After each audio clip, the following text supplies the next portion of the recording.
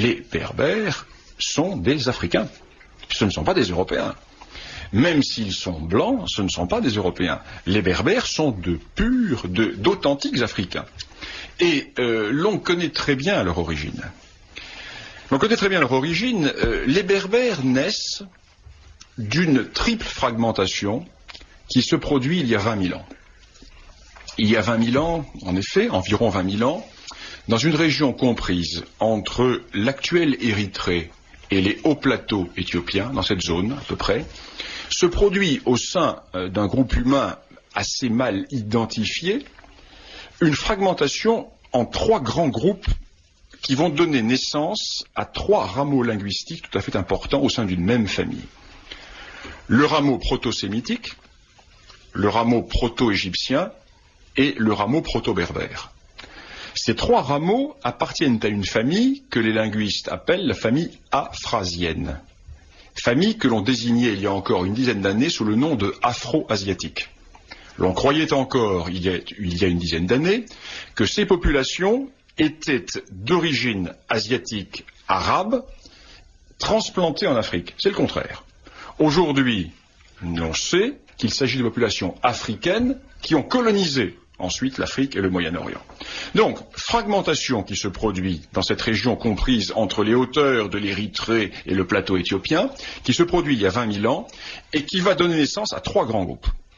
Un groupe qui va franchir la mer Rouge, et qui va donner naissance à toutes les langues sémitiques, l'arabe, l'hébreu, etc. Un groupe qui va remonter le long de la vallée du Nil, et qui va donner naissance aux proto-égyptiens, donc aux langues de l'Égypte ancienne, et le 3e groupe qui va partir à travers la partie nord-ouest du Sahara, qui va coloniser tout le nord du Sahara et toute l'Afrique du Nord, ce sont les proto-berbères, donc les ancêtres des berbères. Et cet article est fondamental parce que c'est un article qui est basé sur les études génétiques, je n'entre pas dans le détail, de la population égyptienne d'aujourd'hui. Et un système d'analyse sur les haplotypes, qui est très savant, il faut être vraiment spécialiste pour s'y retrouver, montre que le fond ancien de la population de l'ancienne Égypte était berbère. C'est tout à fait extraordinaire. Et les analyses génétiques montrent que plus on va vers le sud, et moins il est berbère, et plus il est nubien, et plus on va vers le nord, et plus il est berbère, ce qui est évident. On savait depuis, ce que l'on voyait depuis toujours, l'Égypte était un pays blanc, la Nubie était un pays noir, et les thèses afrocentristes de Cheikh Anta Diop et de Martin Bernal sont pulvérisées par la génétique. Toutes les critiques historiques que nous faisions sont confirmées là par la génétique. C'est une révolution dans l'histoire, je dis bien, c'est un séisme dans l'histoire de l'Afrique. C'est un séisme, pourquoi ? Parce que nous avons là, par les études génétiques, la preuve, premièrement, que les anciens Égyptiens étaient des Blancs, mais plus important, qu'ils étaient berbères. Et lorsque je mets en avant l'hypothèse, par les apparentements artistiques, par les styles artistiques, de la même matrice culturelle, rassemblant les anciens Égyptiens et les chasseurs nomades du Sahara oriental, eh bien, j'avais vu juste. Et ceci est tout à fait fondamental. C'est une immense avancée dans l'histoire de l'Afrique. Ce qui replace complètement les Berbères au cœur de l'histoire.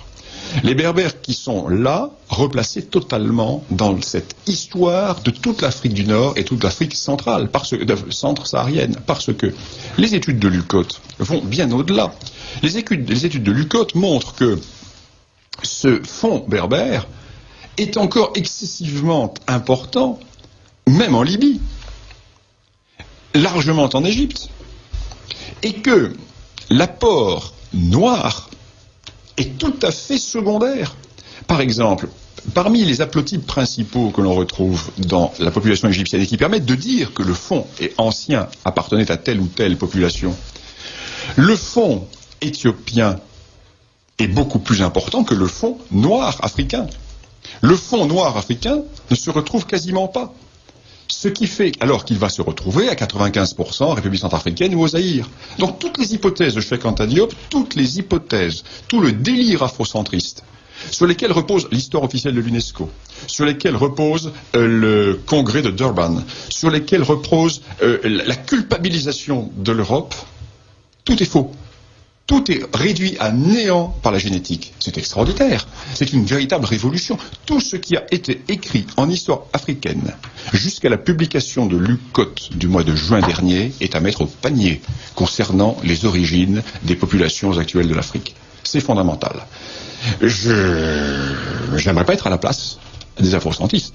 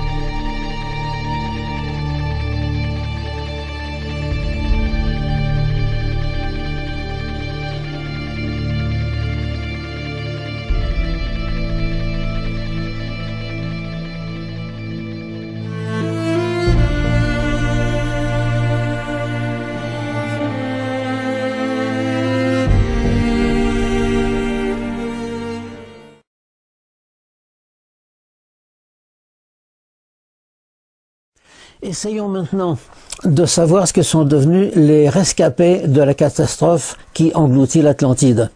Il ne faut pas compter sur Platon pour cela. Platon n'en dit pas un mot. En revanche, les textes égyptiens, les textes des pyramides, nous décrivent très en détail le trajet qu'ont suivi ces rescapés. Un immense avantage, c'est que les noms géographiques cités par les textes égyptiens sont restés à peu près inchangés jusqu'à nos jours et se retrouvent sur une carte d'Afrique. Les bateaux ont abordé sur la côte du Maroc au cap Rère, qui de nos jours s'appelle le cap Guire. C'est à peu près le même nom. Les survivants ont emprunté ensuite la vallée du Souss. De nos jours, c'est l'Oued Souss. Cette région a pris le nom de Baha. En égyptien, Baha signifie inondation. C'est encore son nom actuel. D'ailleurs, une tribu berbère se nomme Haït Baha, ce qui veut dire les fils de l'inondation. Une autre tribu berbère s'appelle Haït Ament, ce qui veut dire les fils d'Amentet. Les survivants arrivent dans la région du Touat. Les textes égyptiens l'appellent le Touat et de nos jours, elle s'appelle encore le Touat. Ils atteignent Gat, traversent le Fezzan en Libye. Ils passent par Djagaboub au nord-est de la Libye et aboutissent enfin au Nil. Et tous ces noms se retrouvent exactement sur des cartes géographiques modernes, ce qui est une preuve formelle de la véracité de leur dire. En conclusion, cette migration, à mon avis, ouvre des horizons insoupçonnés sur le passé de l'humanité. Malheureusement, les milieux universitaires ne montrent pas beaucoup d'empressement à en étudier les détails. À mon avis, voilà ce qui s'est passé. Après le cataclysme, le souvenir de ces événements bien réels s'est estompé et une mythologie s'est constituée. Le royaume des morts, au sens propre, c'est-à-dire Amentet, l'Atlantide engloutie, est devenu le royaume des morts au sens religieux, au sens figuré. Il est frappant que dans la région égyptienne, le Touat était une sorte de purgatoire qu'il fallait traverser avant d'arriver au royaume des morts. Or, la migration des survivants a traversé le Touat, région du sud-est de l'Algérie, avant d'arriver jusqu'au Nil en Égypte. C'est de là que vient cette croyance que à la mort d'un homme, son âme devait refaire d'est en ouest le trajet que ses ancêtres les Atlantes avaient fait d'ouest en est. Et ce voyage se faisait sur la barque d'Isis. Il est frappant à ce sujet que la barque d'Isis est toujours représentée voguant d'est en ouest, ce qui prouve qu'elle ne vogue pas sur le Nil, puisque le Nil coule du sud vers le nord. Si tout cela est vrai, eh bien il faut en conclure que la civilisation qui a influencé les autres civilisations, au moins de part et d'autre de l'Atlantique, c'est la civilisation des Atlantes, dont en fin de compte nous sommes les héritiers.